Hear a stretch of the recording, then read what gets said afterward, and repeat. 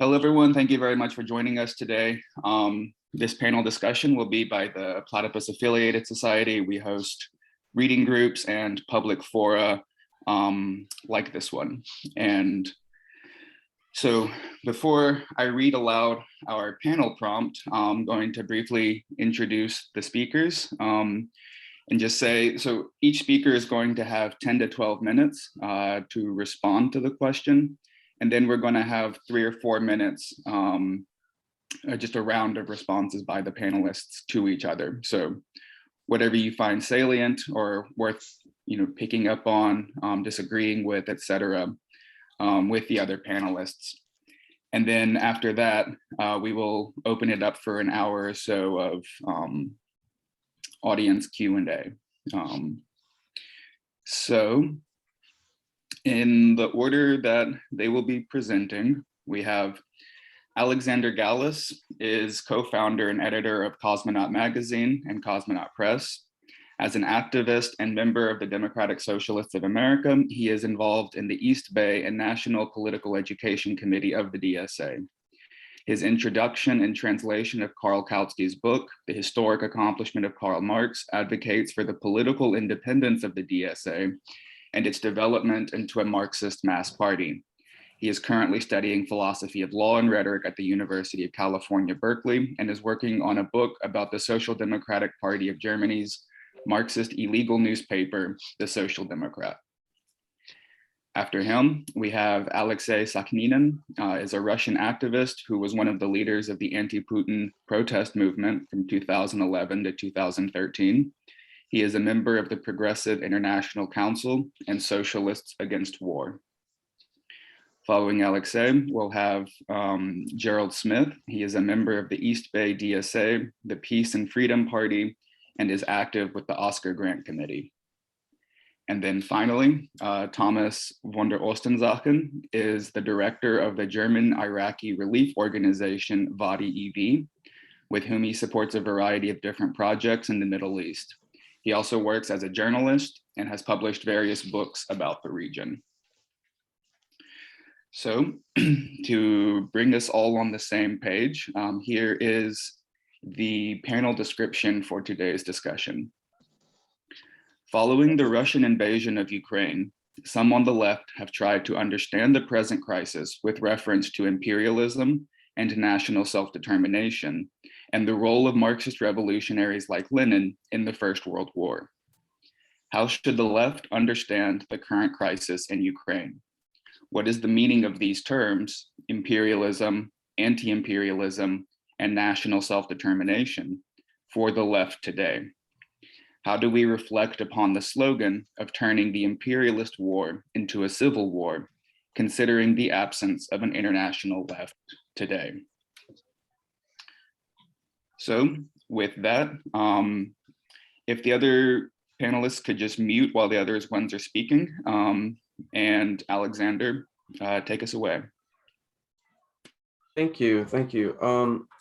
Start off with the end of the prompt. Given the fact that there is not a very strong international left today, I do think that it is important to emphasize that whatever we're talking about today with regards to imperialism, anti-imperialism, and so on, has to operate within the reality that the left is very weak, and that whatever we can do at the best currently, I think, is to try to simply fight to have campaigns to educate our fellow citizens, as it were, on the actions of our government that are imperialist, or what have you, whether you want to call them imperialist or not. And so the best thing that we can do currently, in my opinion, is to try to fight to have a voice whatsoever in our societies. With regards to the question, how should the left understand the current crisis in Ukraine? I do think it's there are no easy comparisons to make historically here. I think that when we're talking about the crisis, the war, the Russian invasion of Ukraine, we have to see that this is a regional crisis which has been obviously agitated by global imperialist powers, at the forefront of which is the American U.S. government, obviously the hegemon, the global hegemon. And imperialism, anti-imperialism in this moment, this is not very straightforward as it used to be. I do think that, Lenin's slogan of turning the imperialist war into a civil war and that whole history is very, very much important for us to think about critically in this moment. But it's not a one-to-one situation. This is not World War One. This is not World War II, as the Russian government would have us believe. It clearly is not. It's a very different scenario that we're in. Imperialism today, I do think that it's important when we talk about imperialism, we have to talk about imperialism as an international system and in a higher within which there's a hierarchy of states within which certain states, fight or have alliances with each other to have more control over international markets and so on. In that context, obviously, the United States government and NATO, a US-dominated, absolutely US-dominated coalition, is at the forefront of this. I mean, if you look at institutions like the World Bank, if you look at institutions like the IMF and other international institutions, they are proxies for American foreign policy.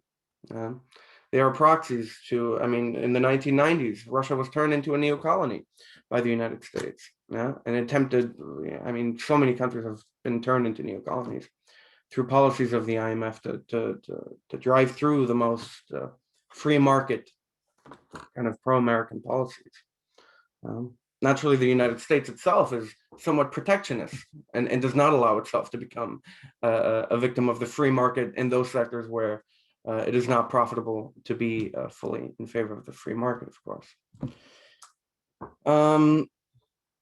Also, when we're talking about imperialism and how do we put this war into context, I think it's important to emphasize the fact that the military budget of NATO together is 1.2 trillion a year in 2020. And the Russian military budget, well, obviously the Russian military has nuclear weapons and is in that regard a nuclear armed state that could, mutually annihilate the United States as well in a nuclear war, if it were to come to that, which I don't think it will, hopefully. But the Russian military budget is $61 billion versus NATO's combined 1.2 trillion. Now that's very relevant, and I think we do have to think of that number, and we have to think of the economic dynamics as well that are here in place. I don't have the numbers in front of me exactly what the size of the Russian economy is, but it is a fraction of the size of the European and American combined economies. And it is very clear and the Russians' impact on the international market that they are a fraction as effective at actually using state mechanisms to take resources from around the world, etc. And again, the crisis in Ukraine, as with the crisis in Taiwan, the ongoing crisis and the constant media campaign that we are subject to in the West about these crises in Ukraine for years now, and about the crisis in Taiwan for years now. It's important to emphasize that these are regional disputes. They are not of the scope. They're not comparable whatsoever of the scope of the activities of the American government, of NATO, which are global in scope. Obviously, I mean, we've been seeing the last decade now, the American shift to Asia, the pivot to Asia, right? And foreign policy experts, Americans like John Mearsheimer, are very vocal about the fact that the American foreign policy here with regards to Russia is interfering with encircling and trying to keep away the competition in China. So it's important to understand that these are regional disputes and not in the way that that we probably should understand World War I and conflicts like this, traditional imperialist conflict and so on, within which easily we could say, yes, turn the imperialist war into a civil war. I think it's a little bit more complicated. It's a little bit more asymmetrical at this point. The history of the conflict in the Ukraine is, of course, constant meddling by the US government, whether it's the color revolution in 2004, I believe, or the coup in 2014 in Maidan. These were crises in Ukrainian society that were exploited by American foreign policy.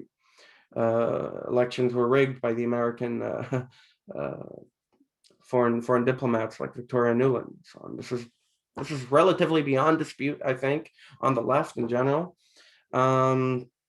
And with regards to the separatist movement in southeastern Ukraine that started as a result, as a reaction to the coup in Kiev in 2014, I think it's also clear that Russian interference in this separatist movement is severely overblown by our media here at home. If Putin actually cared about the separatists, if he actually cared about trying to prevent a civil war which killed 14,000 people, why wouldn't he have protected them? So, clearly Putin cynically has used this crisis to further, the Russian state's own foreign policy interests. It's not about helping Donbass or anything like that, or about, refighting the World War II or whatever, anything like that. So I don't think that it's very helpful to label Russia as imperialist. I mean, sure, it's a capitalist country, oligarchs control vast portions of the economy, and there's a large problem of poverty in Russia, which our Russian guests, I'm sure, can talk about way more than I can. I'm an American citizen, and my focus is going to be on what the United States government has been doing. And I find it abhorrent, I have to say this real quick, I know time is running out. I have to say, I find it abhorrent that the American government sends $1 billion worth of equipment, military hardware, to Ukraine in order to prolong this war and destabilize the region in Europe. I mean, these kind of weapons are going to be around in Europe for a long time, most likely. We do not have control over who's receiving these kind of weapons. And I think that the left, to the extent that we do have power internationally in the West, and Russia naturally as well, we should be going out to fight against the war. But that means for us as American citizens here and in the West, that we should resist our government's attempts to try to stoke the flames of this conflict, and to send in more weapons and so on. So to that regard, I think the old slogan that the main enemy is still at home is very much relevant. Thank you, Alexander. Alexei? Need to unmute. There we go. Yes, friends. Hello, thanks for organizing this. It's a lot of things which make me sad, not just me, almost all in this country during the last 3 weeks. The sales of antidepressants, antidepressive medicines grew up in 4 times in Russia. But one of the things which make me especially sad is when many of my left comrades, both in Russia and abroad, spend all their energy to find words to put in a context, to put in a context whatever is going on.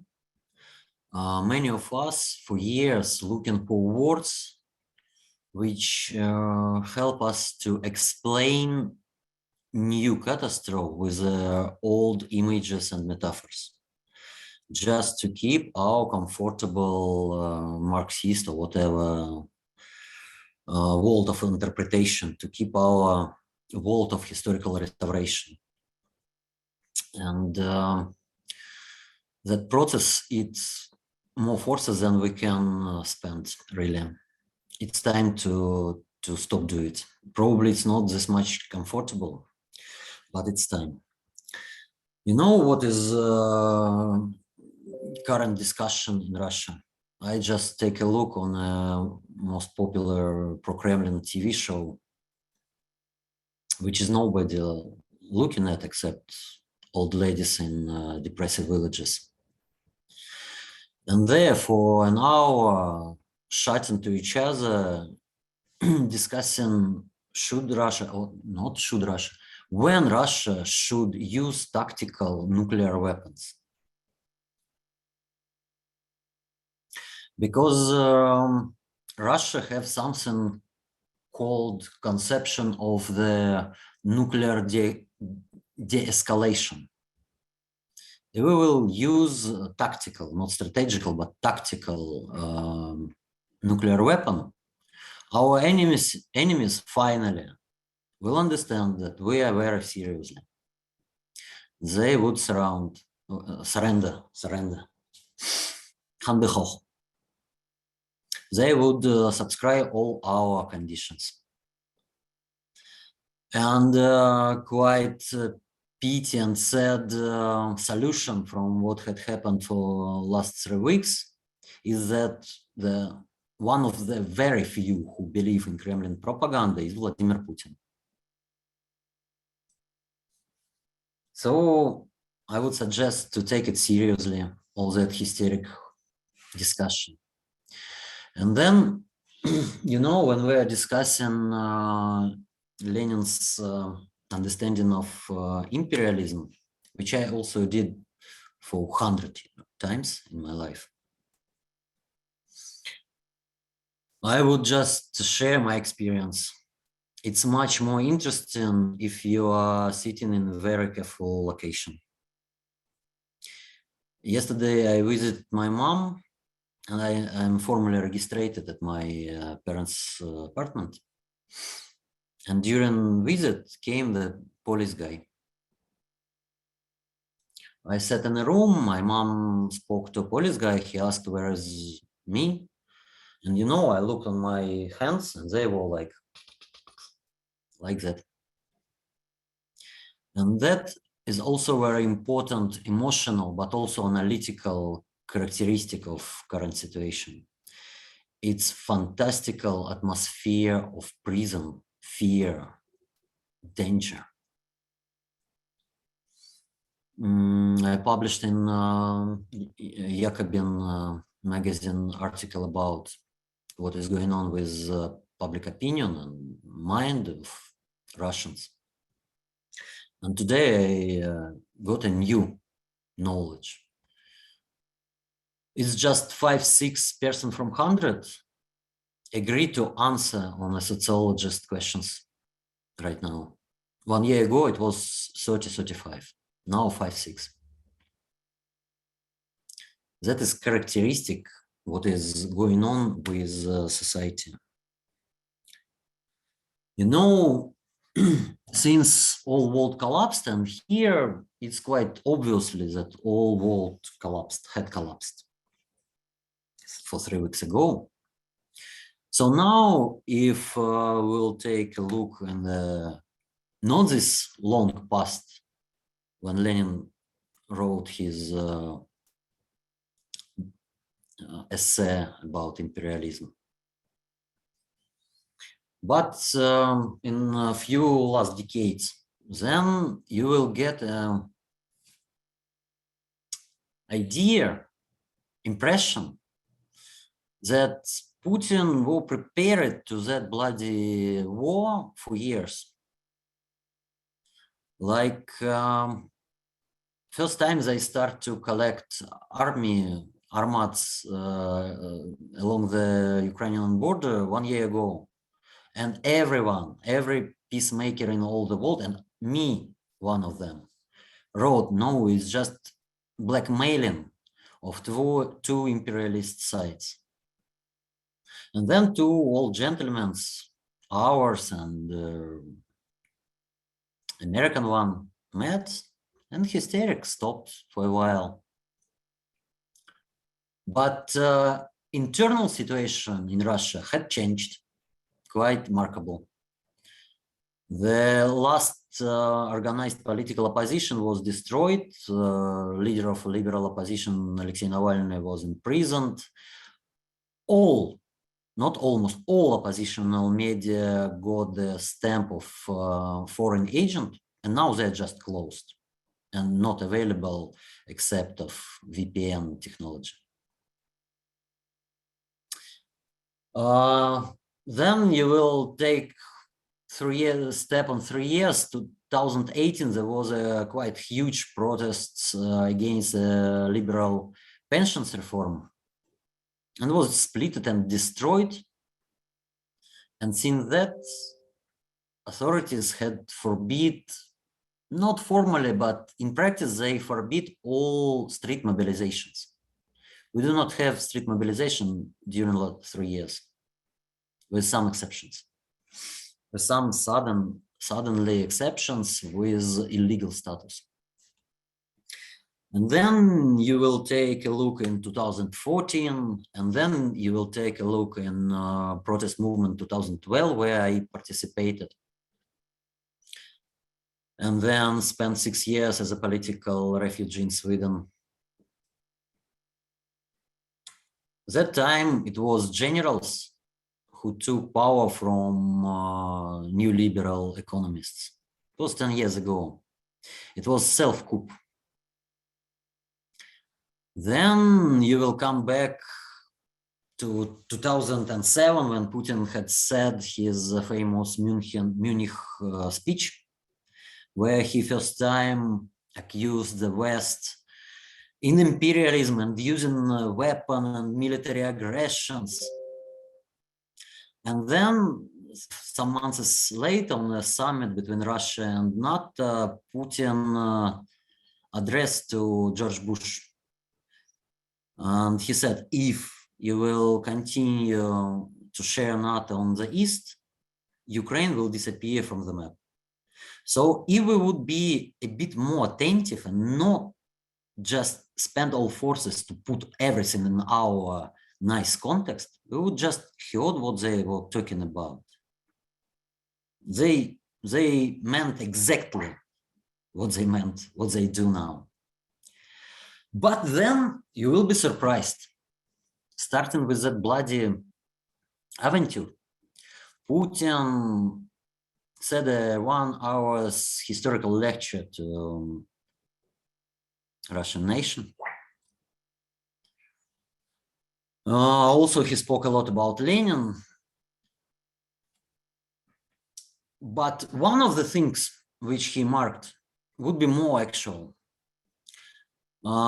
He reminded how 2000, when he just became the president, he asked Bill Clinton, what would he say if Russia will join NATO? And then he spoke about it with George Bush. So first few years, Putin's strategy was not to challenge NATO, but to join NATO. But suddenly, the border was, of course, 2005, 2004 and 5, when it was Orange Revolution in Ukraine, which Putin and Putin's ruling class recognized as final no for requests to join NATO. But suddenly you would recognize that internal politics, both in Russia and in your peaceful countries, was the same. Putin took away elections of governors in regions 2004, before Orange Revolution. And he canceled the independence of the Kurd 2001, long before Orange Revolution. And he destroyed the main oppositional channel NTV 2003, imprisoned Mikhail Khodorkovsky, liberal oligarch, 2003. But then you would suddenly recognize then that the order which made Putin possible, which made Putin, was built even before, when Russia was close ally to US and NATO and all that shit. And Putin got his power from the hands of Boris Yeltsin, New Year's night, 99, 2000. And before it was falsification of election 96. And before 1993, it was bloody military coup made by Yeltsin with assistance of Bill Clinton, John Major, Helmut Kohl, and all leaders of free world. So that order, which is background and main key to understand what the tragedy, what is going on now in Ukraine, was created for that 3 decades. And we can describe it not with traditional left word of imperialism, but much more de-democratization. And of course, it's social de-democratization, because just millions people fall in poverty and lose their voice. But it, of course, as a result, political de-democratization. And finally, you would face many problems if you would look for any economical reasons of Ukrainian war. No, Russian economy collapsing. Ruble lose half of its value during first week of the war. No one Russian oligarch will not get any incomes from that war. It's not once again like in 1914 fight for markets, source of natural resources and consumers. No. It's something else. It's fight for that social order which was created for 30 years. That is not imperialistic, classical imperialistic logic in Lenin's sense. It's a dynastic logic. Question is not new profits from Ukraine. Question is just feudal sovereignty of those few thousand people who own Russia as a Saudi dynasty own those deserts. And of course, it's very similar situation in the West. I lived in Sweden, one of the most democratic societies in the world. It's the same. But in Russia, it's much more. It's the last stage. The price of that dynastic interest is blood of thousands of people and fate of millions. 9 million people are refugees, 6 in Ukraine and 3 abroad.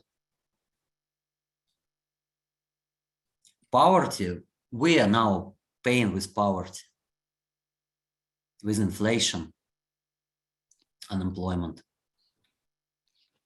Thank you, Alexei. And just a moment. Yep. And the last, what I want to say, it's very also traditional left sentence that we are too weak. And now our goal is just to educate and make enlightenment project, as Alexander had said. And I think it's one of the biggest mistake, you know, it's the biggest, I think even more, where this week because of for decades, we're sitting on closed seminars, which nobody are interested in. No, we have not to educate people. Our authorities educate people with cannons, and it's much more effective. We have to do something, to act. And for beginning, we have to propose to peoples something which is looking absolutely impossible in that world. Peace. How just to survive, to not die in a fucking bloody massacre. That's why we have to organize some force, international left conference, for example, for beginning, and propose that as a project. Millions of people just could not imagine how peace could be established in that Eastern European part of the world. And the key question of that peace is radical democratization. No one of first 100,000 Russians who own more than $2 million in Western residences have no any right to exist in social sense, I mean, further. And that should be formulated. Yeah. Thank you very much. Thank you so much, Alex. Sorry for emotions. No. That's the def. Thank you. I want to make sure you have time to respond also to the others when we come around. Gerald.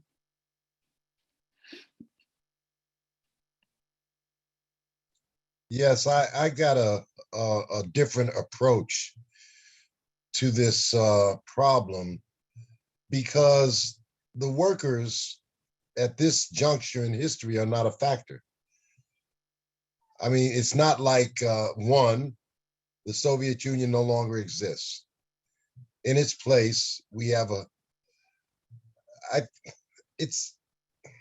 is rather distressing to see so many people refer to the Soviet Union, or I'm sorry, excuse me, to Russia as an imperialist country. It just shows you how just out of it these liberals and rad libs that just endlessly drone on, and war is ugly and peace is lovely, but they can't think. I mean, the Soviet Union doesn't rise, excuse me, I keep saying it. The Russian Federation does not rise to the level of imperialism. Is that clear enough for you? I mean, if you look at the actual figures, what we see in this country, I don't know if you guys are going to remember it. This is one area where I'm glad I'm old, okay, because I've lived through a little bit. There was a time in the United States when one of the more leftish or ultra leftists, the Maoist movement, referred to social imperialism. See, and what that was basically the Maoists saying that they didn't like Russia anymore. That's unfortunate, you know, that's what it came down to. But we still have that today. We haven't advanced from that to an analysis of reality. The Soviet Union no longer exists. Russia inherited nuclear weapons from the Soviet Union. And that's what makes this a very cagey and difficult and dangerous moment in history. Today, a large number of Americans actually go around saying they think there should be a no-fly zone over the Ukraine. And the poor things, Babylon is fallen, man. And intellectually, the United States, unfortunately, people here don't understand. And well, here's what I think. I think that there's some parallels, and I want to bring out the parallels between the Ukraine and the United States, both full of careless Babylonians. As far as what we have here today, I am a member of the DSA. So I can say, Mr. Sleepy Joe Biden, you know, was very angry at the DSA because they criticized NATO. But criticizing NATO is not really enough. See, it's not like the Russians have not stated their position repeatedly. Unfortunately, the United States, so-called, you know, leadership, they don't have to answer up to the American people. the American people are not really a factor in all of this because we don't have a workers' party in this country. We don't even have a reformist workers' party. We have nothing, nothing. Most of the workers vote for the Republicans and the Democrats. That's the reality that we have in this country. I think that defeatism on both sides, of course, between Russia and the Ukraine makes some sense, except here's a problem. Who's going to lead that fight? How do we get that out to the working people? Okay, let me just, I think that this can be the end of white world, of world white supremacy. I think that basically what we're seeing, this rise of fascism inside of the Ukraine, there's a parallel rise to fascism inside the United States.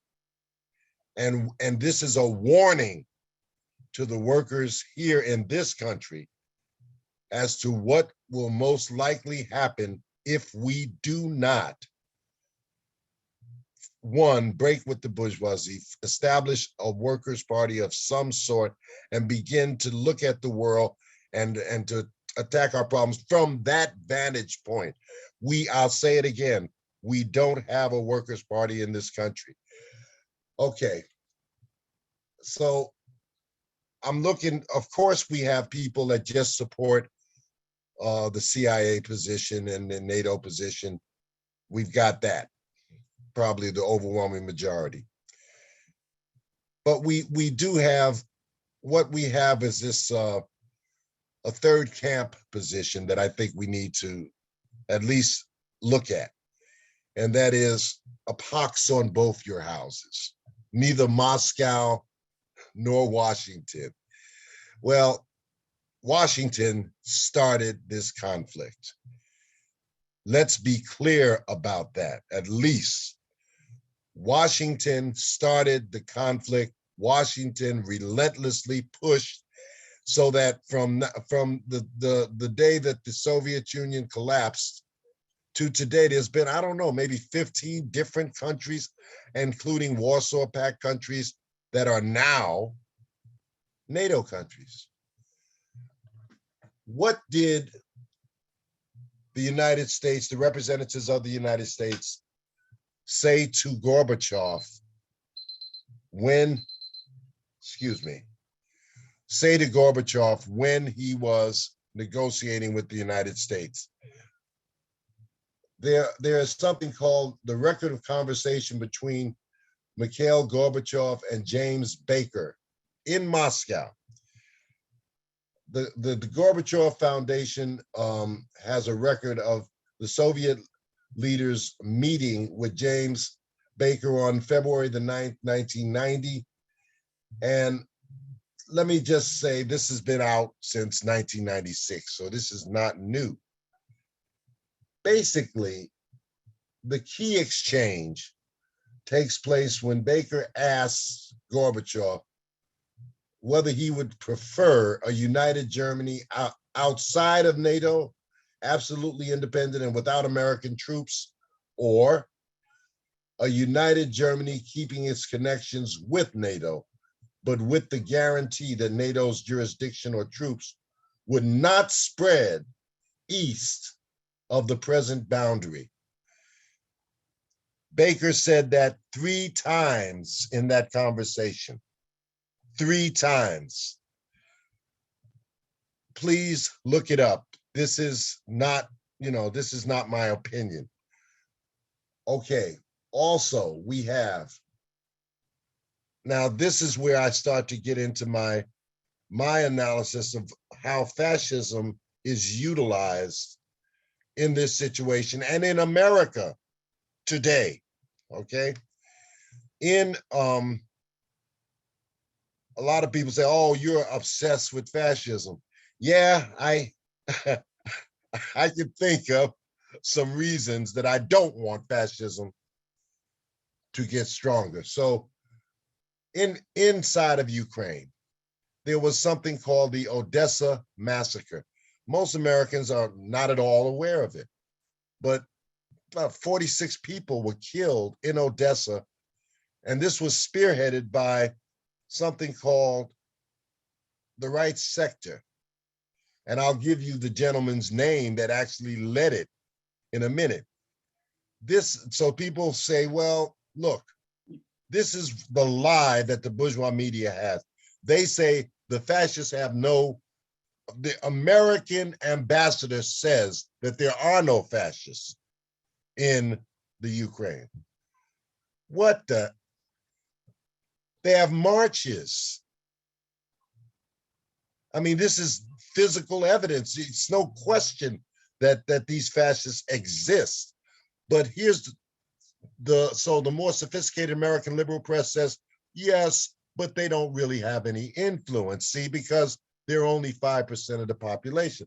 5% of 50 million is a fairly hefty group, if you think about it. 5% of 50 million.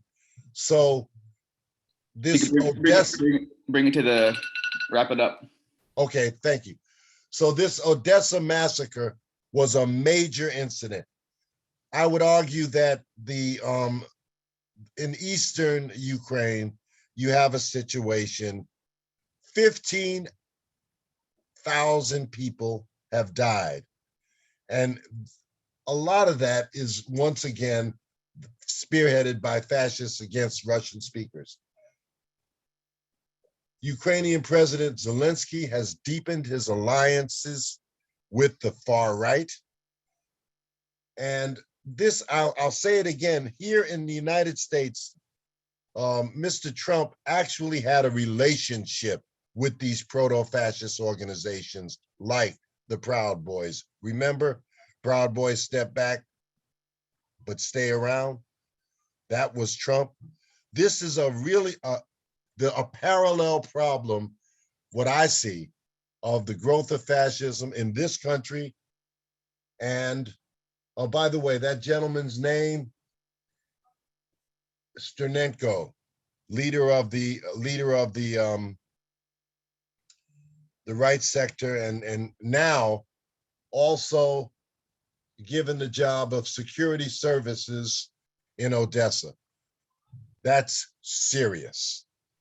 So the fascists, while they may not be an overwhelming majority, they are well placed in the security, police, and military. That's what we have to understand. And I think. Thank you, Gerald. Yeah. Okay. We'll pick these threads up in the discussion. All right. Well, just one more thing, please, and that is this thing about the maternity hospital. This is how they get people to to blindly follow them. Apparently, a maternity hospital was indeed bombed, but you know what? It looks like that hospital was not only empty when it was bombed. I mean, we are here in Russian propaganda show, or we wanted to discuss the left wing and Ukraine, because I thought we are in something else. Sorry, it seems to me I'm in the wrong discussion here. Well, I'm sorry that you don't agree, but no, it's not about agreeing. Yes, it is about agreeing, sir. Okay. There is evidence. I have to go. I have meeting with people who organize anti-war campaign, and I really know all the arguments, and I understand them many times. Well, I just wanted to say that the Minsk Accord was actually signed and in fact disregarded. I will stop for now. All right, thank you, Gerald. Alexei, if you're able to stay to respond to Thomas and the rest of these, we would love to hear your comments. If you need to go now, though, we understand. I have to go, and all that arguments, I heard them 1,000 times. They're Yeah, just not actual right now. we're about to refocus the discussion on what Yeah. on the I left. mean, it would be a bit more difficult to repeat them to those 20 or 30,000 people who was already killed. It would be more difficult to explain all that stuff to I don't know how many Russians who lose job for dynastic interests. I don't know if it would be interesting. You know, I lose my career in Sweden. I was called for many times as a Putin agent in Sweden because I've been in Odessa. And I was the first one who wrote what had happened in Odessa 2nd of May. But you know, it's totally not interesting to me because it's not about reality. It's just repeating of ideological sectant narrative. And I would be more tolerant to that if it would not be prison here.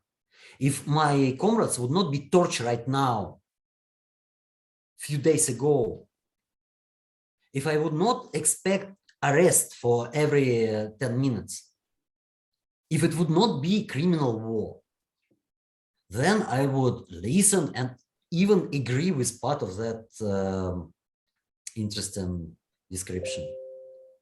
But now it's a lection about biology, I don't know, astronomy, astrology. Comrades, I have meeting in 7 minutes and I have not eat today at all. Thank you so much, Alexei. Thank you. Thomas? Yeah, good evening.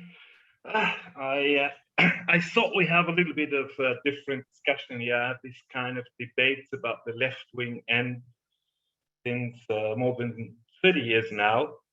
I just returned from Krakow, where I helped some Polish organizations to get a little bit organized with this terrible stream of refugees coming there. And of course, I had a lot of conversations with people from Ukraine. Before I've been in Lesbos, where you know that the situation in the camp is also quite a disaster. And yeah, and when I hear now all these talking about imperialism and fascism, and I don't know what, I feel a little bit like in a time loop. And I have to admit, I'm seeing all this a little bit through my Middle Eastern lens because I'm working in the Middle East for 30 years. And from our perspective, this is all not very astonishing what's happening. I mean, the beginning of what's going on now in Ukraine is 2013 in Syria, when, and I'm sure this guy will also say that this was fake, like Mariupol bombing, because it was also Sputnik and RT propaganda back then. When Assad used chemical weapons first time after they were used in Iraq against the people, the Kurdish people in Halabja, and nothing basically happened. And from then, there is an escalation going on, both in Syria and later in Ukraine and in other countries. And yeah, Russia came back as a world player. I don't know if imperialism is a word I really don't like to use because it's completely overstretched and it lost its analytical sharpness it once had when Lenin tried to analyze a certain stage of capitalism. But Russia is playing a major role in the moment. Russia, together with China, are trying to unwind a lot of popular uprisings in a variety of countries where mainly a young generation is or was demonstrating for basic freedoms. I know that these basic freedoms, like press freedom, the freedom not to be arrested, freedom of speech, freedom of gathering, are so-called liberal freedoms, but I always considered it as a very important duty of left-wingers to stand on the side of the people who are demanding and fighting for these freedoms.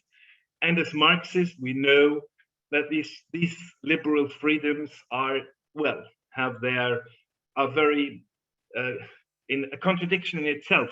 So the kind of bourgeois, and this is the analysis of any revolution in France and also the American Revolution, that these freedoms cannot become real freedom, but they're the basic for any discussion of freedom.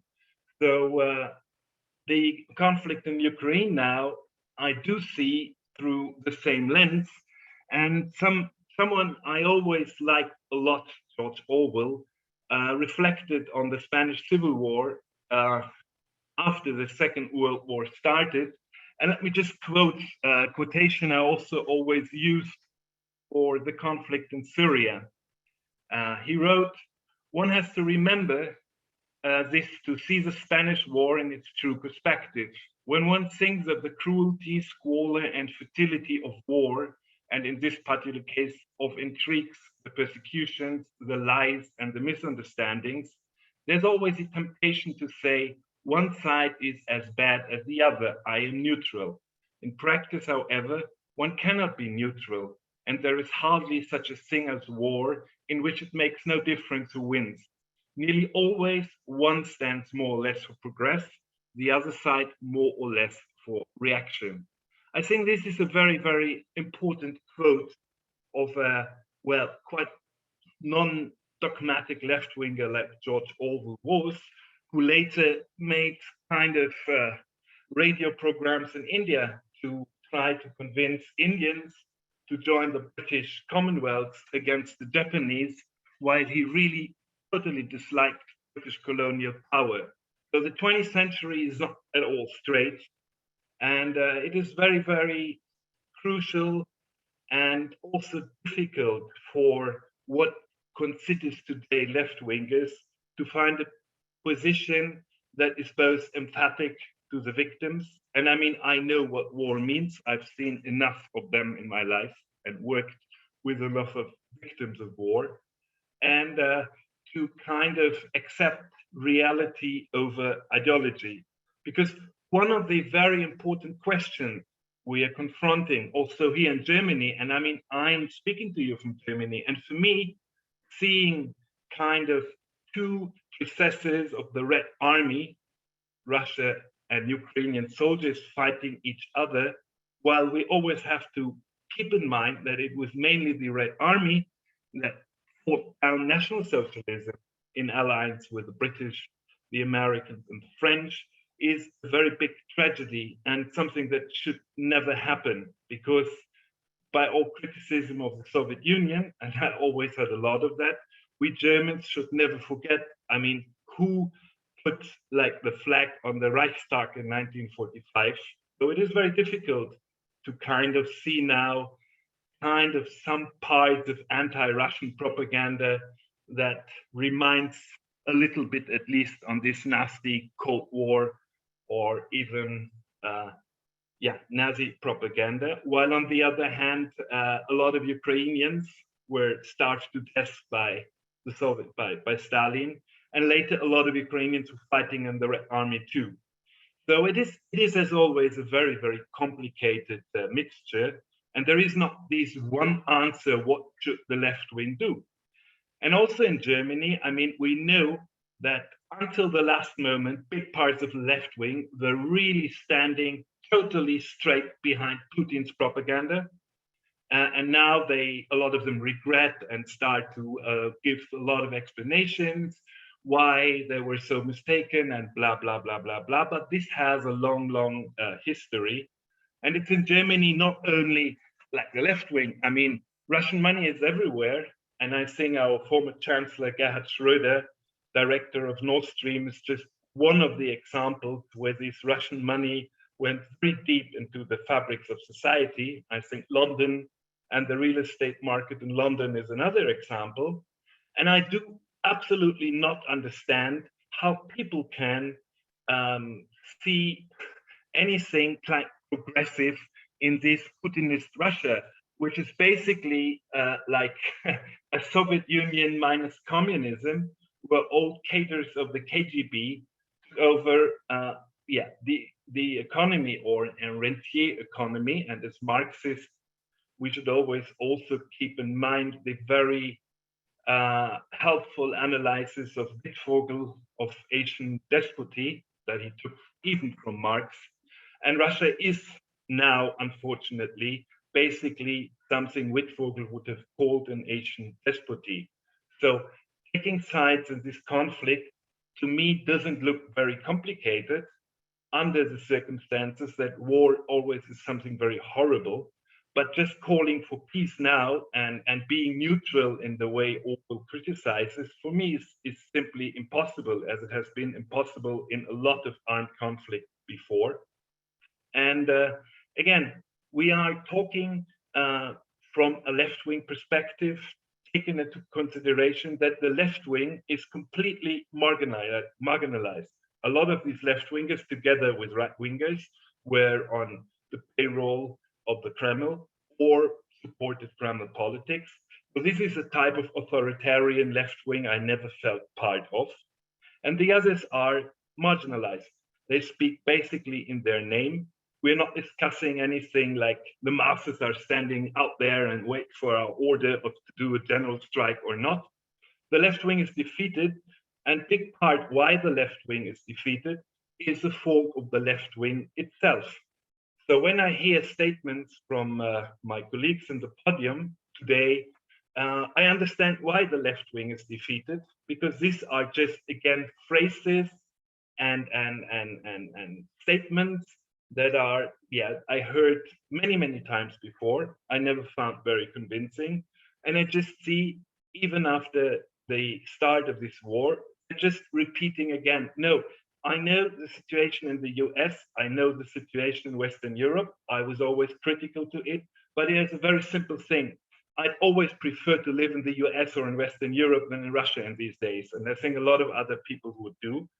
And well, I consider what is Russia is turning into something like 22nd century type of fascism. And it's not that there's some fascist parties in Russia like they are in Ukraine or in any other Western European country. Just when you look at the latest propaganda videos of the Kremlin, this is pure fascist propaganda, as analyzed in the last 50 years by a lot of also Marxist thinkers. And well, in a way, we are in a situation to decide well, on which side one is kind of positioning oneself without affirmating that, without getting into nationalistic euphoria or war propaganda. But I think the lines are very clear. And let me just end with a point. I mean, I read all these discussions between Rosa Luxemburg and Lenin about nations and the role of nation and national self-determination. I always felt much more sympathetic to Rosa Luxemburg's critique of Lenin's politics. But what we do see now is that Ukraine is basically turning into a nation state, fighting a war as a nation state. And that would be something I suggest Lenin would give a very big importance. I mean, in a way, today, Ukraine is a little bit like what has been Poland in the 19th century for all these liberal Democrats and liberal revolutionaries in Western Europe. While, of course, I wouldn't say Russia is imperialistic, but the interesting thing is Russia is the last European colonial power. I mean, the Mediterranean, the sea powers like Britain and France collapsed. But what's today the Russian Federation is basically a big part of 19th century expansion and colonialism. And I think this war is also about the question, what is the future of Russia, or the Russian Federation? And I think it is a very big blow to the to this attempt to keep all that together as something that's neither a nation state nor really an imperial power, something in the middle. And I suggest, well, that after this war is over, we'll see a lot of turmoil in this Russian Federation, a little bit similar to what happened to Yugoslavia in '91.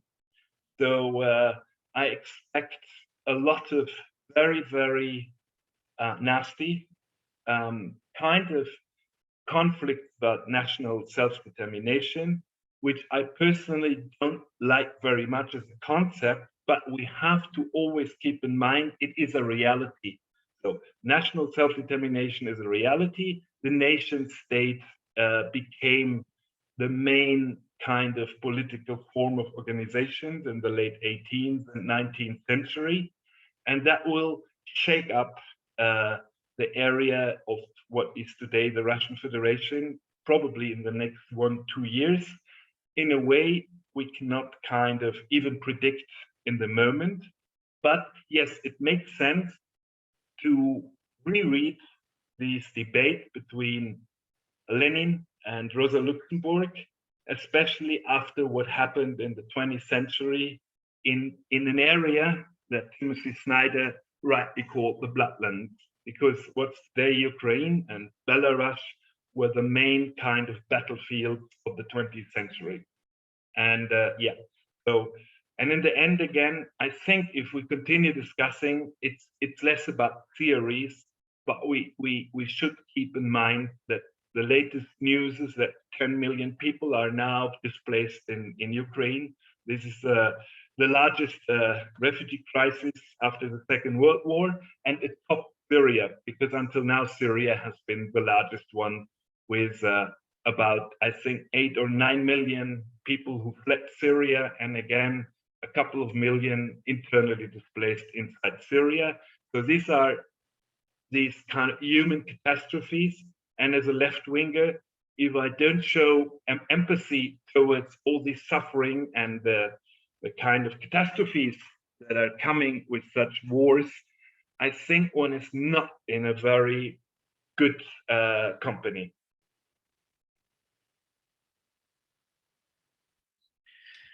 Thank you, Thomas. So to the audience, y'all can begin submitting questions to the Q&A that I'll read aloud, or you can raise your hand to pose a question directly. We've got for the final hour. And so now I wanted to give the panelists the opportunity to respond to each other. So rather than focusing on like the geopolitics of the situation, or asking how and what degree is like, let's think about this from what is standing in the way of a renewed Marxist left at all. So some have said that these categories no longer apply. Others have said that these categories do apply. Obviously, you know, the anti-war movements of the past 20 years have been nothing. So what is standing in the way right now? So we'll go in the same order and just, yeah, respond to each other. Alexander? Well, I was going to respond to some of Thomas's points. You know, I think, and it connects to the question you just asked. I think I sympathize very much with the concern that Thomas has, obviously, about this war. I think it's a very good point that you know, this is a real, it is a brother war. Historically, the Ukrainian and Russian people fought together to defeat fascism in the Second World War. I am a little bit troubled, however, to be honest, by the lack of criticism, perhaps he wouldn't even disagree, I don't know, of our country's actions against the Russian people, the sanction regime that has been imposed. More sanctions than have ever been imposed. Way more sanctions have been imposed against Russia now than against Iran.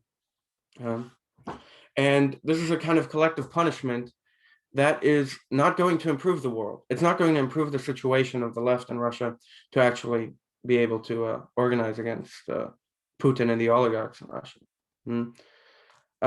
This is a further escalation, as are many other actions, obviously. And I think it behooves us as citizens of governments of the West, of NATO countries, to fight our own governments whenever they act aggressive. I understand that this war was started by Russia, that the invasion was started by Russia, but the conditions for it, NATO expansion, Gerald is right.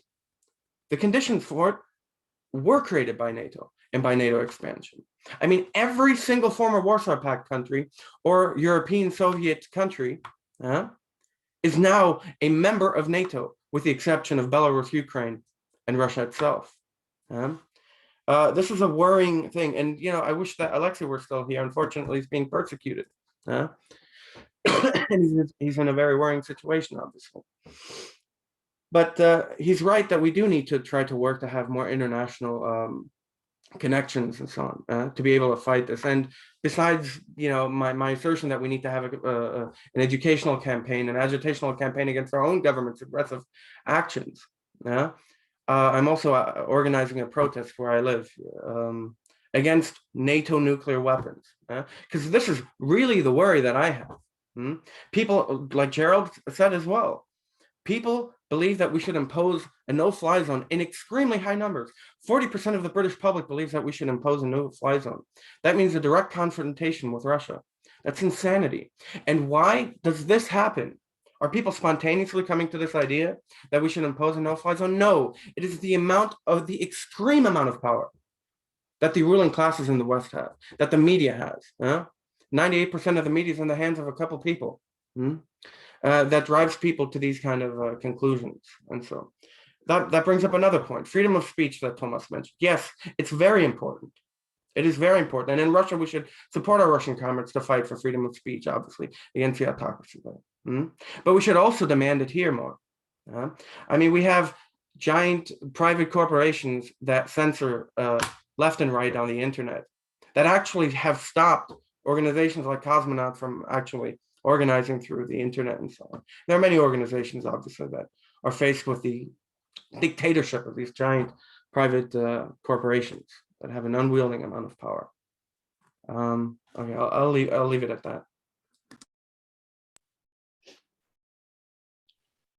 Let me just, I don't like these problems. I'm not part of the government, and I know why. I mean, I could be. I always decided to not be.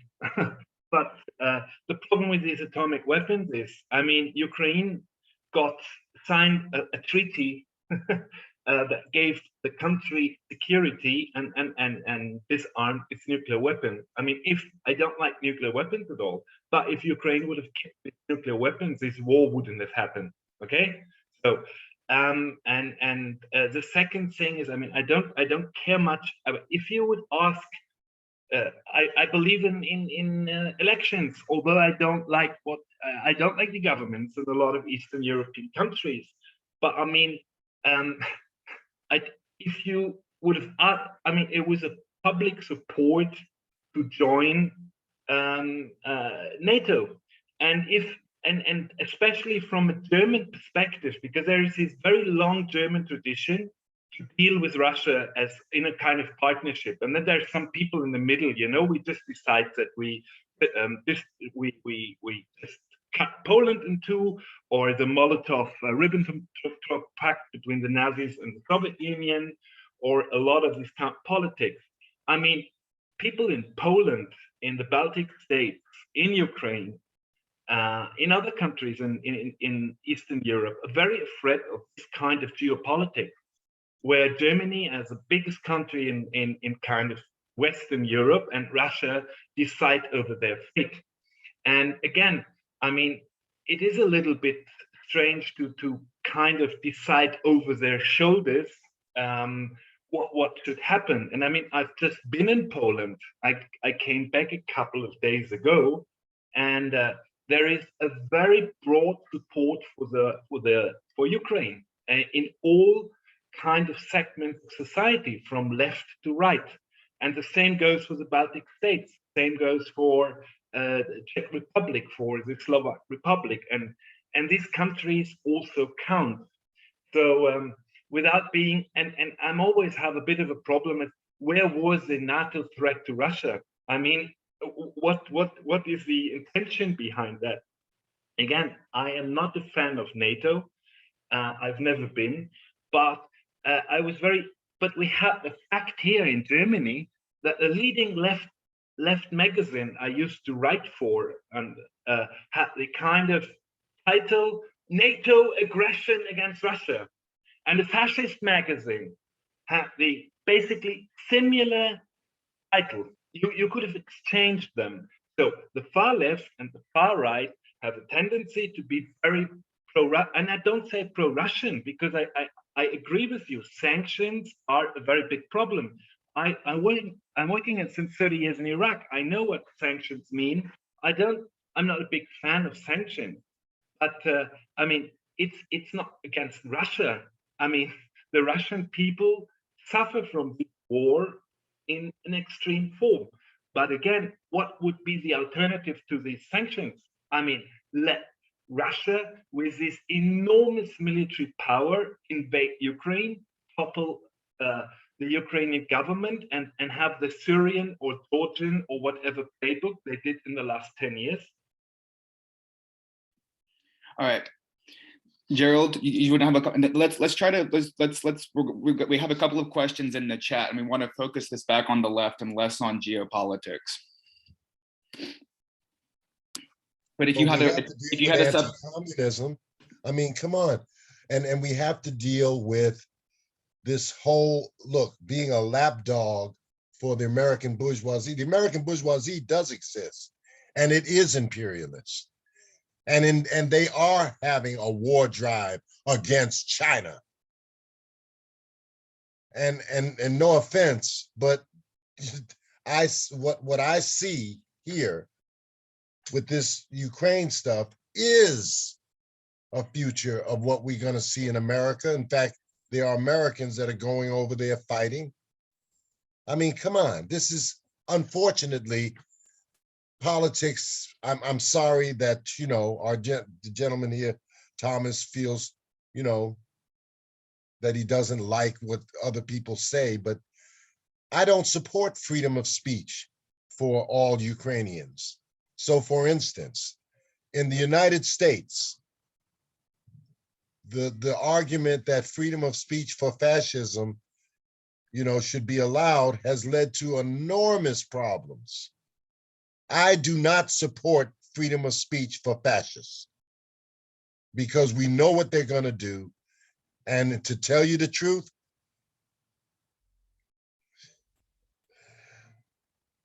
genocide is not debatable. So the whole question of freedom of speech is misused, in fact, and confused. What's going on right now? A fascist has spoke to the American Congress. This happened recently. I think there's a problem. I have problems with that. Yes, I do have problems with that. Okay, let's all right. We've got a question in the chat from Richard. We're going to take a step back here. What is the difference between Marxist opposition to war and pacifist opposition? World War II has been mentioned and the participation of the Red Army in defeating Nazism. Was the Allied side in World War II a supportable war for Marxists? And if so, how does it differ from World War I? So pacifist opposition to both Iraq and the Russian invasion. What is the difference between pacifist opposition and Marxist opposition? Well, I think that pacifist opposition is an opposition which believes that peace at all costs is the modus operandi, whereas Marxists understand that capitalism, imperialism will lead to war and continually will lead to war, and that there's a need for revolution and an organization to mobilize against capitalism and to overthrow capitalism. And that's really the crux of the issue here, I think, that we're having a little bit in this conversation. Excuse me, would you mute yourself for a second? I'm sorry about that, bro. No worries. And yeah, I think this is the crux of the issue that we're having here. Namely that living in the United States, to people like myself, I think the main priority and the main question is, how do we actually get rid of capitalism here? And we do not do it, in my opinion, by jumping into the chorus of what the capitalist mass media is pumping out every day, jumping from scandal to scandal that the Russian army and the atrocities that the Russian army is committing, or is not committing. I mean, clearly it's committing atrocities, clearly. I don't think that's beyond dispute necessarily, but the scale of it. For the American capitalist media to point out the atrocities of the Russian army is absurd. I mean, look at what our army has done around the world. Yeah. So, you know, I think the focus of it should be continually, for Marxists, should be to fight our own government, where we have power. We are citizens of a government. We have representatives that represent us. Whether you like it or not, whether you vote or not, you have representatives that represent your district. And to say that we should call for peace, yeah, of course we should call for peace, but we should get our own governments to do it. That's kind of the logic of where I'm coming from. And yeah. Okay, so I'm completely the outsider here, because I was a group of Marxists who supported the toppling of Saddam Hussein, and was standing against. And I tell you a story. There was the biggest peace demonstration in Berlin with everyone. Basically, everyone was in Berlin, and then we were 30 people with a slogan, "No peace with Saddam," because I knew Iraq very well. And I was working with the Iraqi opposition. I documented all the atrocities in Iraq, and I knew that the majority of the Iraqi people were very happy if Saddam Hussein get toppled. So later, about 3 weeks later, I've been in Iraq, and the today's president of Iraq, Barham Saleh, Kurd, was back then prime minister of the Kurdish region. So we sat with him and were talking, and then my colleague told him, you know, these guys were kind of 30 people demonstrating against the mass peace movement that was aired on the TV. And for about 8-9 days, everyone who saw that TV was congratulating me in the bazaar and saying, thank you very much that you were toppling Saddam Hussein. Barham Saleh held a speech on a meeting of the Socialist International, which is, at least has a little bit of left-wing background, 5 days before the war started. And he compared the kind of mood in Baghdad in 2003 with the mood in Rome in 1944, because before Rome was liberated by the Allied powers. And people like Barham Saleh, who is member of the Socialist International back then, always, like a lot of other people, and there were clear left-wing supporters of this kind of liberation war, like Paul Berman and others, always had an anti-fascist angle on it. Anti-fascism is something different than Marxism. Anti-fascism was the alliance of very different actors. When we look at what really made Europe after 45, it was a resistance. The resistance where communists, Catholics, conservatives allied despite all their political opposition, and were fighting against Nazis and fascism, because they said, well, anything, this has to go. So this is the anti-fascist angle. Now, I do see, and this is also my Syria, the view from the Middle East, knowing what a terrible regime this Assad regime is, and that Ba'athism is a form of fascism, both the Iraqi Ba'athism and Syrian Ba'athism. So the fight against these Ba'ath dictatorships is an anti-fascist fight. And the main two backers of Assad in Syria are Iran, which is a totally clerical fascist regime, and I hope it will be toppled as soon as possible, plus Russia. And Russia, well, Russia is in the moment that one of the main, unfortunately, one of the main countries backing a lot of these horrible dictatorships worldwide. So the big question is the fight in Ukraine an anti-fascist fight or not, despite the fact, and you're right, there are fascist parties in Ukraine, there's fascist parties in France, there's in Germany. This is not the question, or not. I would say, yes, it is. In a way, it is something like the Spanish Civil War, what the Spanish Civil War has been for the 30s, although I would say the Syria conflict was a Spanish Civil War. And in Syria, well, the bad guys more or less won. So then there is not a question what is a Marxist opposition against the war, because Marxists are not anti-war. Marxists ask themselves the same question George Orwell asked. Is there a side in a war, despite we hate wars, and I hate much more than you, because really I have been in that, and I have seen it, and I know what it means for people.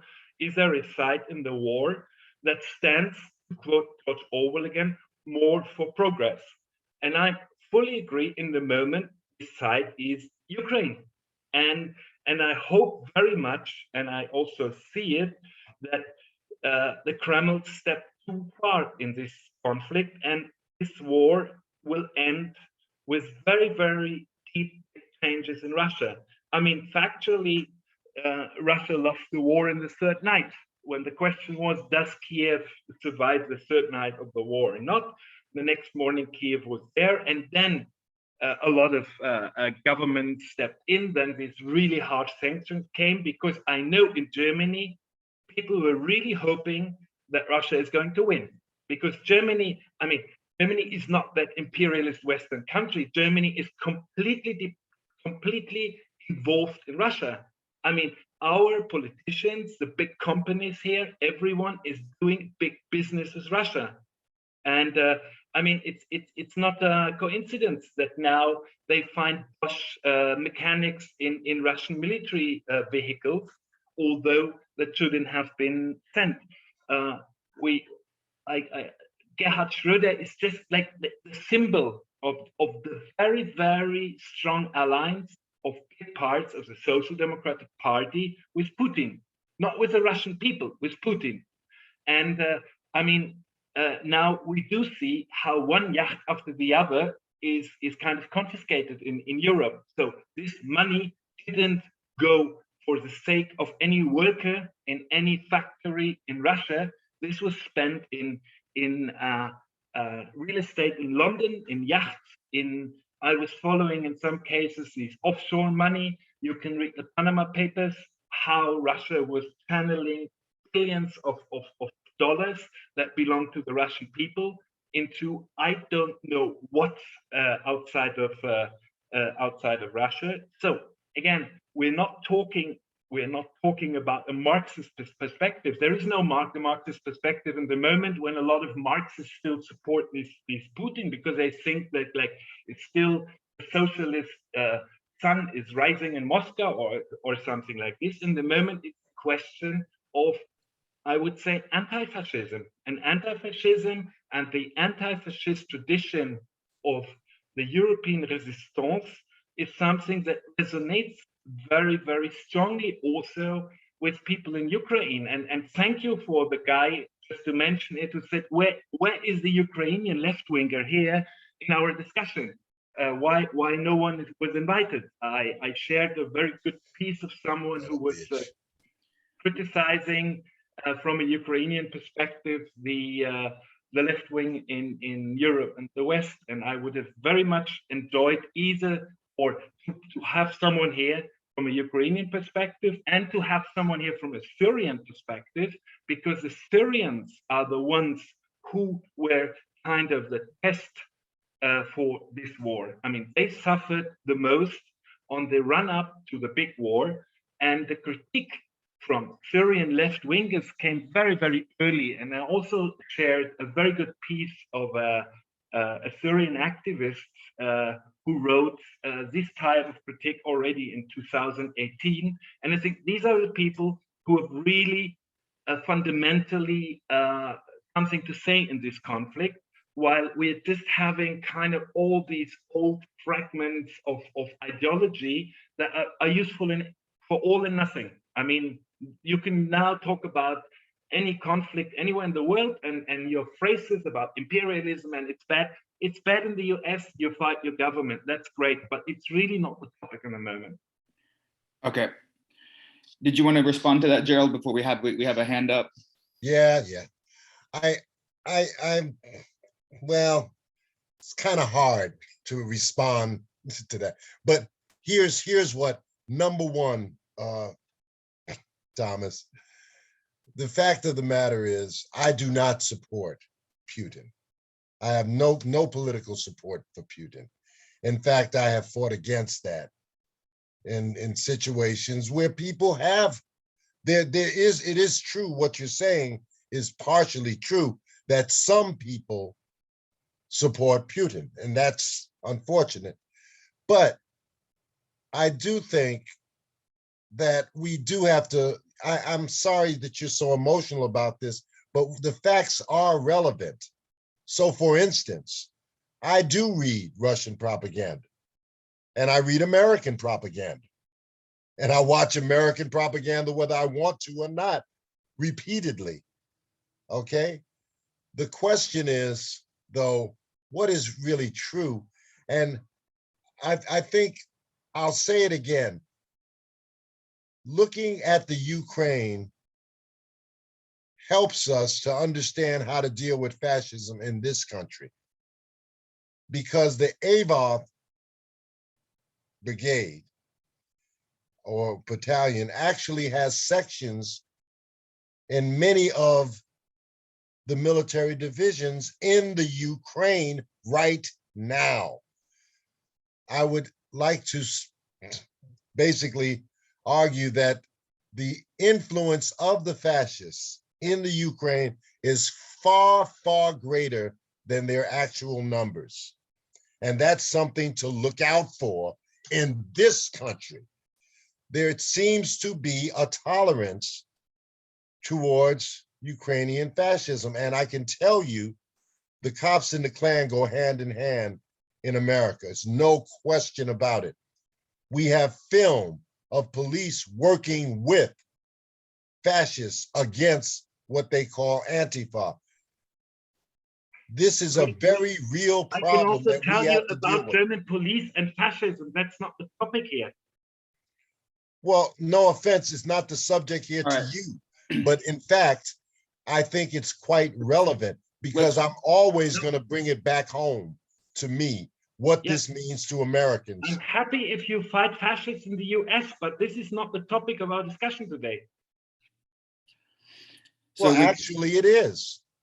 No, I Because was the not fascists invited to discuss are very fascists active in the US. in the I'm not an Ukraine. expert on that. I cannot Only say to much you. about it, and I'm sure you know a lot about fascists in the US. I do know a lot about fascists and neo-Nazis in Germany. I'm fighting them since more than 30 years, but this is not the topic of our discussion here. Insofar as it's irrelevant, it is. No offense. all right, all right.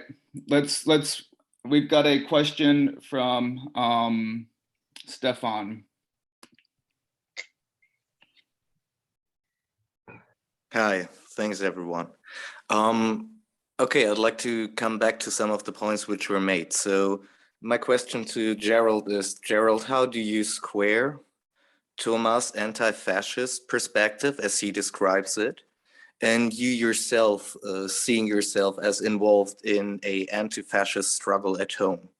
So it seems the both of you are very split about what anti-fascism means, and Thomas has even brought up that the question of anti-fascism and fascism in the Ukraine might be a wholly different thing from the question of fascism in the US. So my question then, I guess, would be, what do you understand as fascism, and why do you think it's important for this perspective now?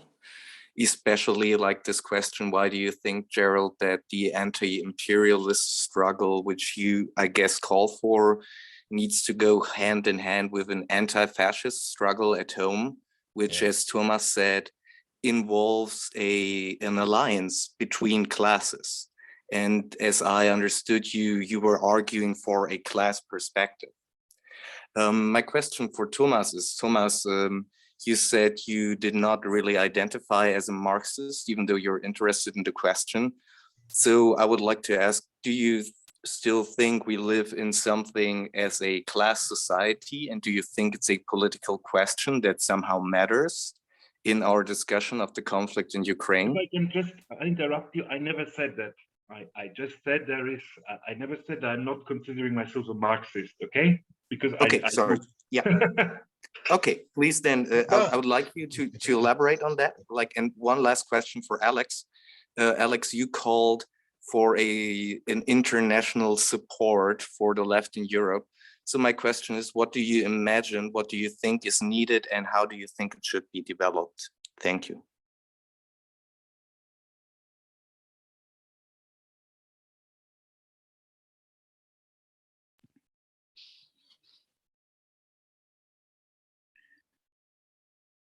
Thomas, did you want to go first and then Gerald?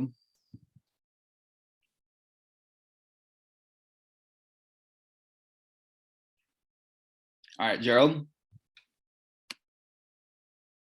You're muted, Gerald. This is actually good because I like to see how, you know, actual imperialism affects would-be leftists in the real world. Yeah, I think the arguments, why don't we have the Lenin here or the Bolsheviks here or people from the Ukraine here is a bogus argument. We got what we got. So I think, you know, people should explain what they think.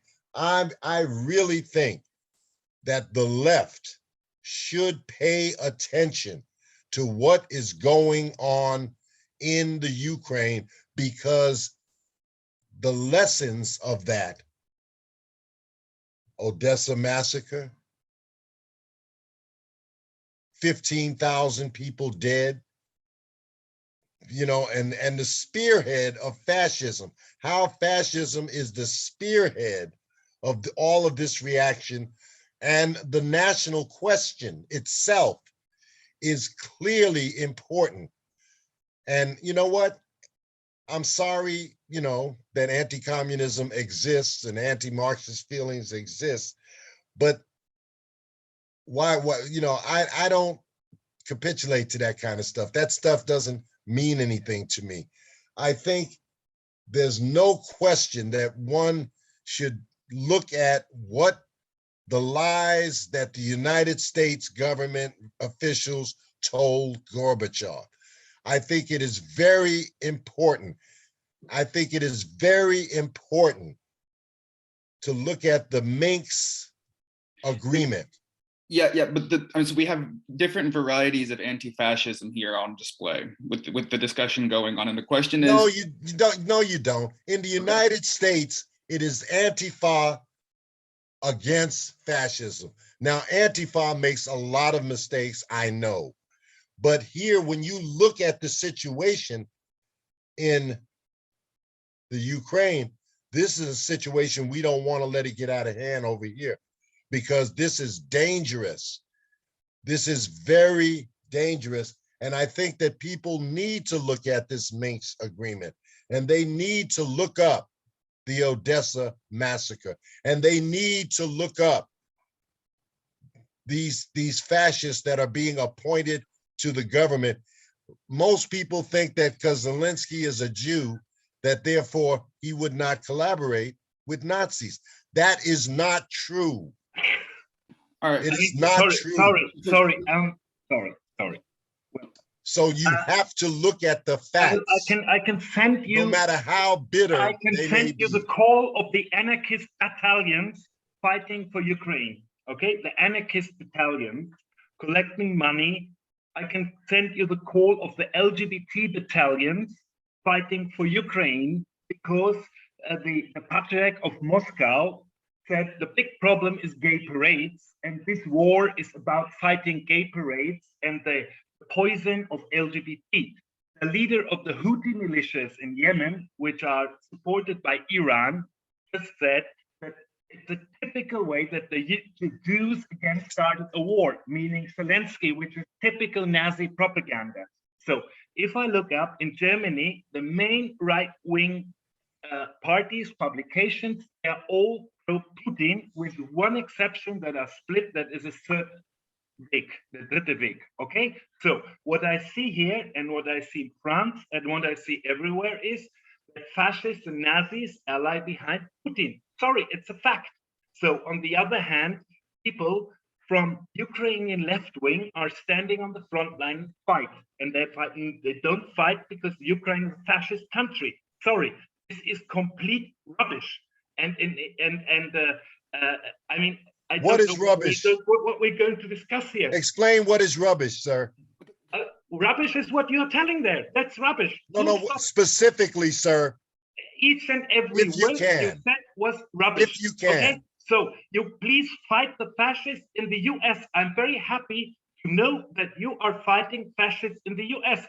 Obviously, you don't know what's going on in Ukraine.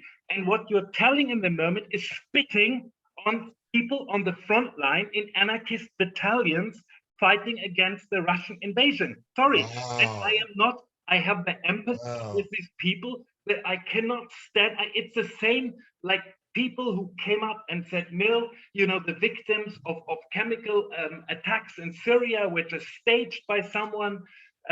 Who is the Wagner group? They're not fascists. I mean, this is the Russian mercenaries fighting there. Now, Hezbollah is bringing people to fight alongside Russia. The Syrian army is bringing people to fight alongside Russia. Who are they? Yeah, okay. Sir, so who are they?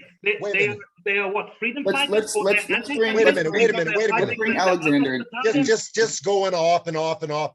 Do you understand that Sternenko, that Mr.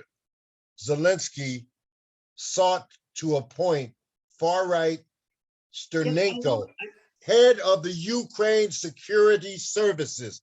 Is this true or not? So Putin is I'm not talking about Putin. I'm not talking about Putin. Discussion. I said about Zelensky. Yes. Did he seek to appoint this fascist? My dear friend, no yes one or no? said here Ukraine yes or no? A socialist paradise. Okay. Wait a minute. No. So I'm not talking about socialism. I'm talking about, did Zelensky attempt to appoint a fascist to what they call the security services of Ukraine? Yes or no? Yeah. Okay. Thank you very much, sir. Thank you. Okay, I'm just answering the question I was basically asked. Look, I'm again on a German perspective. Being a left-winger in Germany means being in a position to know that it wasn't the German working class who toppled Hitler. It was a coalition of 72 countries, and as Horkheimer from the Frankfurt School once said to students in 1968, you might criticize the US war and US imperialism in Vietnam, but always be aware that you can do that thanks to the US army that liberated Germany from fascism and Europe. So this kind of dialectic in a post-Nazi country is something we always have to take into consideration, and that is a big difference to people who live in the US or in Great Britain, who can speak luckily from a different perspective. So, being a Marxist in Germany and not reflecting on the failure of the left wing in 1933 and on the fact that it had to be this huge coalition that toppled Nazis is not integer.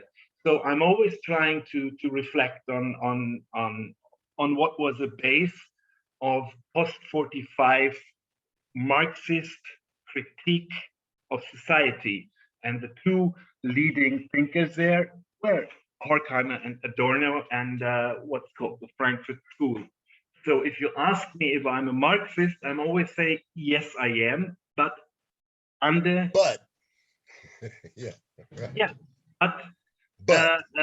reflecting the fact what happened between 1933 and 1945, and that also is a very important question. What does anti-fascism mean?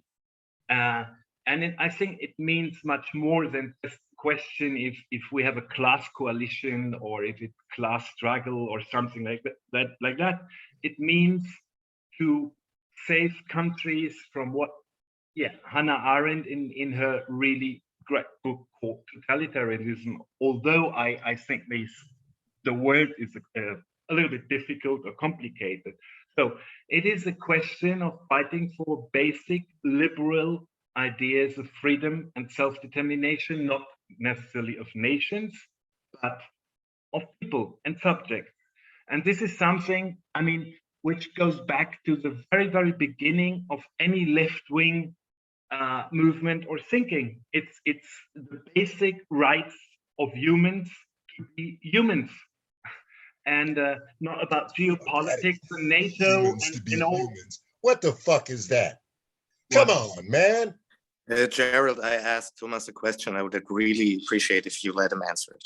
No, I mean, it's already. Come on. It's okay. You see, you invited someone for whom basic human rights is what the fuck is that? And if I would have known that I have to conduct such discussions today, I would really spend my Sunday differently. Sorry. I mean, it's exactly something I told myself beyond 50, I don't do these type of discussions anymore. Now I am unfortunately in it. And yeah, so I think, sorry to say, it's nothing personal against you. Everything that fucked up with the left wing in the last 30 years, we got presented in a very clear way tonight, and it's hopefully helpful for some who participated here. For me, it's just really a waste of time.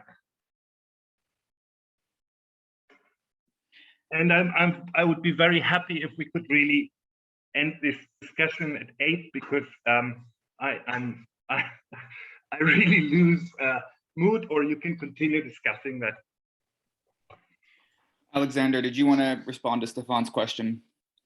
Yeah, I'll respond to it, and I'll jump in a little bit here because it's been going on a while. I'll say, look, you know, international support for the left in Europe. Stefan's question. One way that we do not organize international support for the left in Europe is by supporting what could be called an inter-imperialist war, which I think we all acknowledge is a war between where working class people are sent to shoot each other and kill each other senselessly.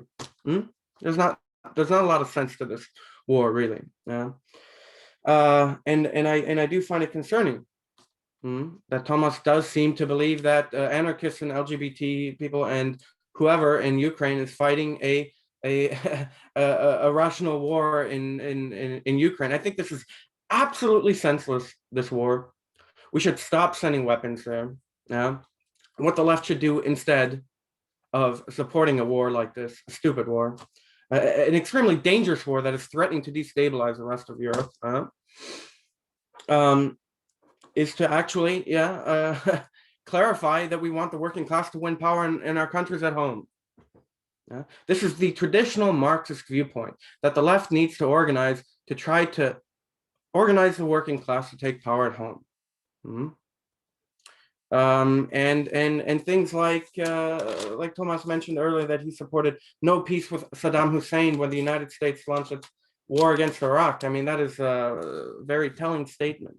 I don't think I need to talk about it at length, because if people believe that this is a correct strategy for Marxists to have had at the time, I mean, that is flies in the face of the millions of people who were protesting our government going into Iraq and ending up killing hundreds of thousands of people. Instead, what the left should have done at the time is, in my opinion, organize to have solidarity with the working class in Iraq, and not, to support an imperialist war. But yeah, I really don't have much to add to this conversation as well at this point.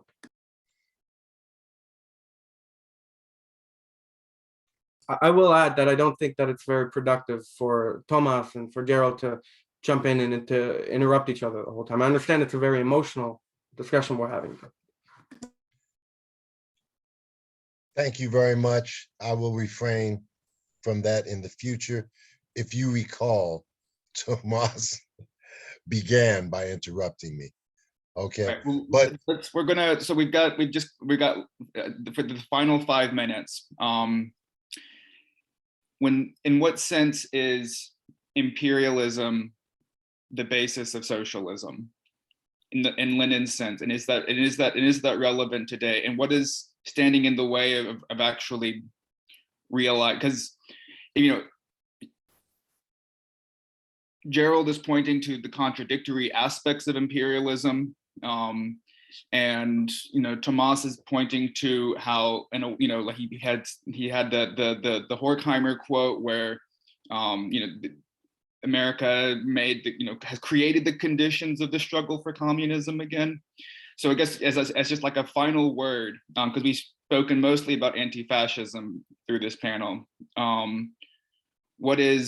how is imperialism the potential for socialism, and how is anti-imperialism, how does this strategy work for the left?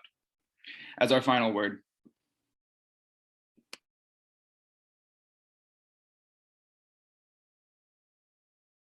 You want me to go?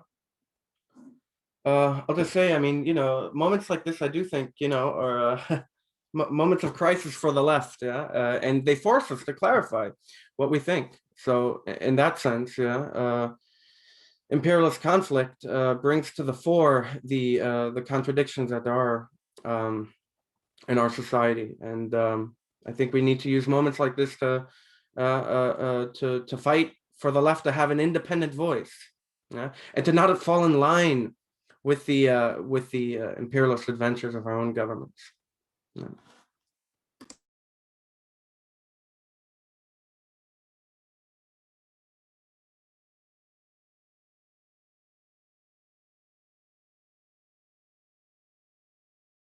Gerald, Thomas, final word.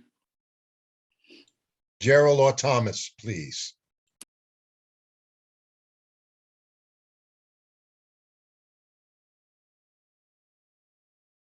Moderator, you said Gerald, Thomas. We should not speak at the same time. Go ahead, Gerald, go ahead. Okay, thank you. All right. I'm going to repeat that I think that what this affords us,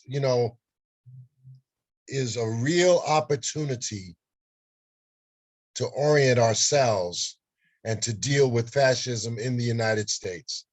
This is a real problem. Here in the United States, over 500 individuals have been killed by the fascists in the last 20 years.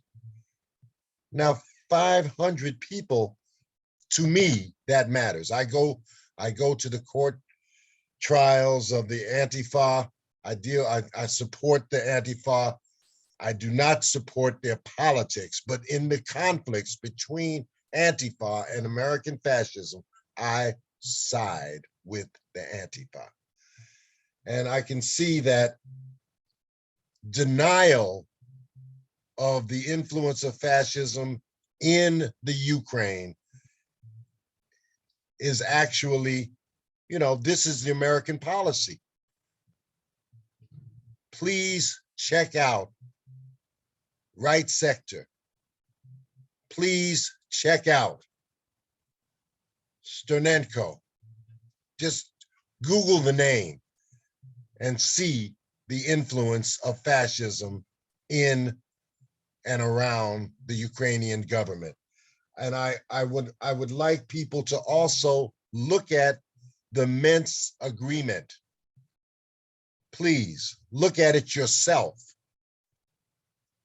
And then you'll see that this whole situation was provoked by the United States. NATO is a military alliance. It should be abolished.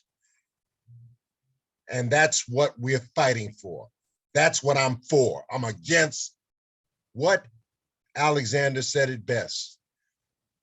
The main enemy is at home, unless you're a lapdog for imperialism. Thomas, your turn. Thank you. Well, it's very easy. First of all, I think we saw a very impressive demonstration why a lot of people don't like to join left wing.